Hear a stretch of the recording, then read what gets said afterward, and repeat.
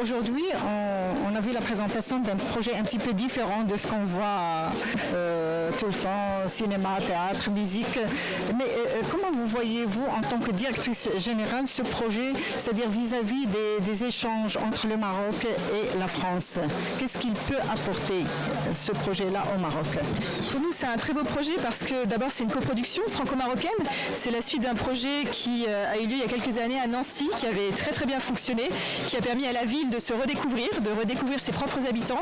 Et l'idée, c'est d'amener cela ici à Rabat, de permettre aussi à Rabat, sur une plus grande échelle du coup, puisque de Nancy à Rabat, forcément, on passe à une échelle supérieure, de redécouvrir aussi ses propres habitants, son héritage, son patrimoine, et d'être fière d'elle-même, fière de sa culture. Et pour nous, c'est très important de pouvoir contribuer à cette fierté.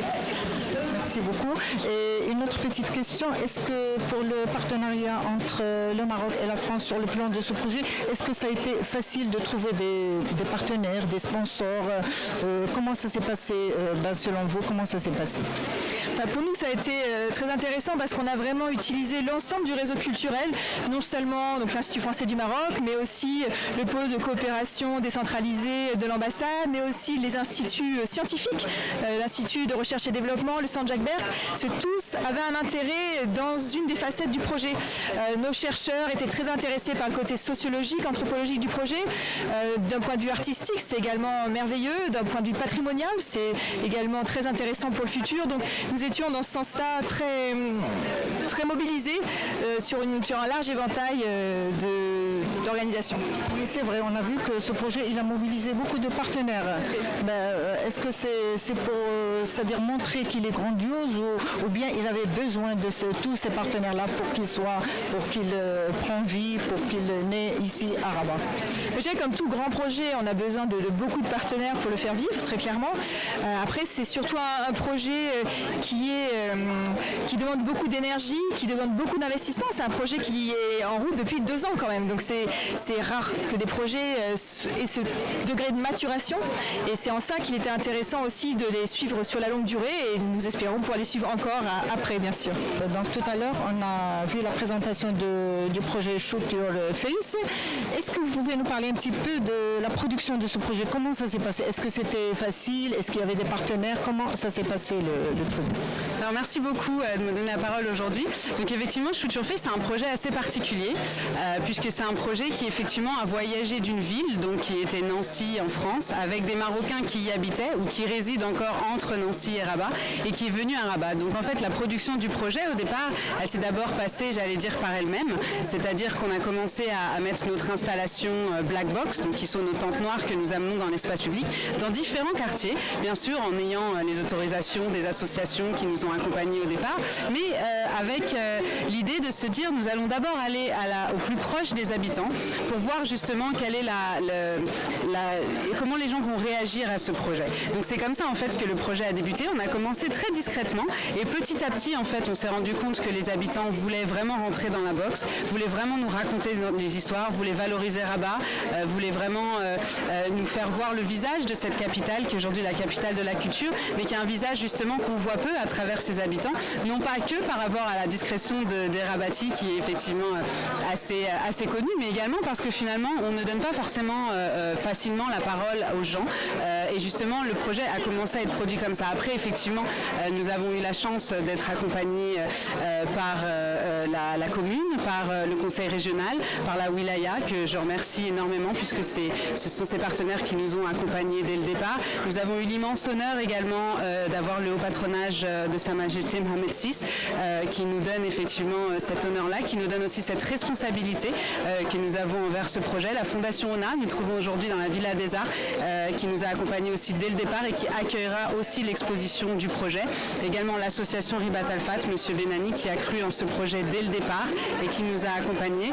Je voudrais aussi rendre un hommage à notre marraine Nadia Larguette, qui a été une femme extraordinaire de A à Z dans le projet, qui nous a accompagnés, qui nous soutient, qui est toujours pleine de bons conseils et qui est aussi finalement en quelque sorte mon âme sœur dans le projet puisqu'elle est vraiment un vrai guide spirituel pour moi.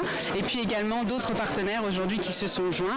Donc la coopération française à travers l'ambassade, l'Institut français de Rabat, du Maroc, les 2 centres de recherche, l'Institut l'IRD et le centre Jacques Berck, et puis l'agence de l'aménagement de la vallée du Bourg-et-Greg avec le tram.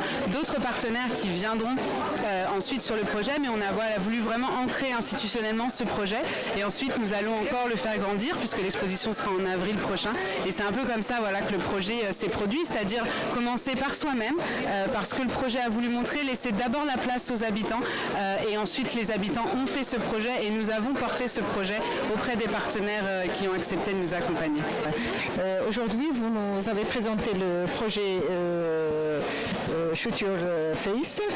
Donc c'est un projet que je trouve moi personnellement un peu différent de ce qu'on a l'habitude de voir comme projet culturel et artistique. Donc comment est venue l'idée d'abord de le faire venir au Maroc et comment ça s'est passé cette initiative-là? Ça s'est passé d'abord, on a eu l'envie de venir, on a eu l'idée de venir au Maroc par des amis rabatis qui nous ont dit il faut venir à Rabat, ce projet doit exister à Rabat. On nous a montré à quel point Rabat était une ville qui était dynamique pour la culture et avec un rayonnement dans toute l'Afrique. Rabat avait un nouveau visage, Rabat avait beaucoup changé, et donc comme on est un projet qui montre le visage d'une nouvelle génération, on savait qu'il fallait venir ici. Et ce qui nous intéressait, c'était aussi que c'était une grande capitale internationale et qu'il y avait beaucoup d'enjeux, comme il y avait une richesse de culture, d'histoire, de diversité extraordinaire. Le Maroc est un pays de racines tellement profondes, tellement épaisses, qu'il fallait absolument... C'était une mise à l'épreuve de notre projet. C'était une grande marche à monter. Et c'est ce qui nous a fait décider de venir à Rabat. Madame, vous avez accompagné ce projet depuis le départ. Donc, comment vous voyez ce voyage de Nancy à Rabat? Ce voyage, je le vois c'est des richesses, des rencontres, des récits, des vrais moments qui m'ont autant apporté que j'espère j'ai pu donner aux personnes que j'ai rencontrées. C'est un véritable accroissement d'humanité.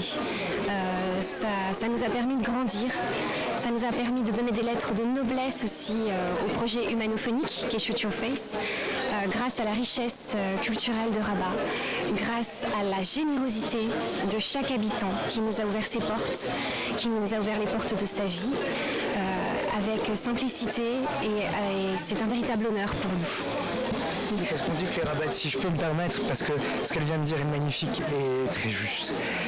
Mais je voudrais justement, on ne parle jamais pour les Rabatis, on ne parle jamais pour les personnes, on est les porte-voix, on ne parle jamais à la place d'eux.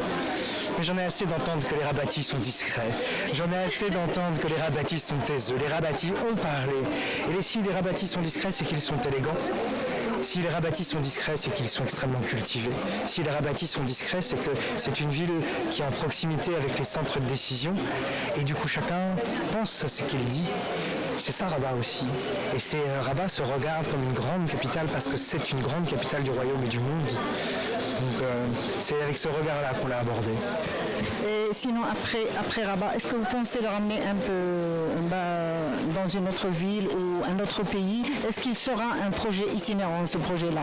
Tout à fait. Alors il y aura d'abord une itinérance de l'exposition elle-même du Maroc et de Rabat, donc pendant au moins 10 ans, on l'espère. Et en tout cas c'est programmé. Et aujourd'hui, on est sur des pistes sur les 5 continents. Donc c'est vrai, on aimerait pousser peut-être sur ce continent, peut-être sur un autre. On est en train d'étudier les projets, parce que l'idée aussi c'est qu'ils se démultiplient et dans chaque prochaine étape, on amènera toujours les habitants de Rabat avec nous, puisqu'on trouvera des gens avec qui ils ont des points communs, et on les affichera toujours côte à côte. C'est le sens de la démarche. Donc vous avez déjà essayé Nancy et là c'est Rabat. Quelle est la spécificité de Rabat par rapport à Nancy? La spécificité, alors j'allais dire, il y a à la fois son histoire, c'est évident, ses racines multiples, mais en fait c'est justement ces deux jambes du projet. C'est-à-dire qu'on a à la fois la rencontre d'un véritable patrimoine. C'est un travail de mémoire qui est fait véritablement sur un pays d'une grande richesse, d'une grande diversité, et en même temps il y a cette profonde universalité. Toutes ces questions que l'on retrouve chez chaque individu, partout où on ira en fait dans le monde, et qui créent des liens. On est unique dans cette universalité. Et Et en fait, il y a des différences, cela va de soi, parce que déjà nous sommes dans une capitale merveilleuse, une grande capitale, une capitale qui rayonne, une capitale ville-lumière, qui est tournée vers les savoirs, qui est tournée vers l'extérieur, et qui se regarde aussi, qui sait se regarder. Et aujourd'hui, c'est une grande richesse et c'est très rare. Et le Maroc a cette chance-là, c'est de savoir se regarder avec honnêteté, justesse et humilité. Un dernier mot, Monsieur Sébastien. Je souscris à ce que disait Perrine parce que nous ne voyageons pas dans les différences. Vous nous avez demandé quelle est la différence. Alors, structurellement, évidemment, on passe d'une ville riche de culture et d'histoire qu'est Nancy, de Provence, à une capitale de royaume. Donc évidemment, la marge, on pourrait dire, mais le voyage de Shooterface, c'est un voyage dans le commun, dans ce qui est commun à tous. Et c'est le voyage aussi dans les beautés singulières. Ça, c'est différent. Les beautés singulières ne sont pas les mêmes. La bêtise, c'est la chose la plus généralement partagée du monde, donc il n'y a pas besoin de s'appesantir dessus, elle appartient à tous. Donc ça, nous, c'est quelque chose qui ne nous intéresse pas, qui ne nous regarde pas. Nous voyageons dans les beautés particulières et dans ce qui est commun à tous. Et à Rabat, nous avons trouvé un nombre de beautés particulières plus immense que notre imagination nous permettait d'en rêver.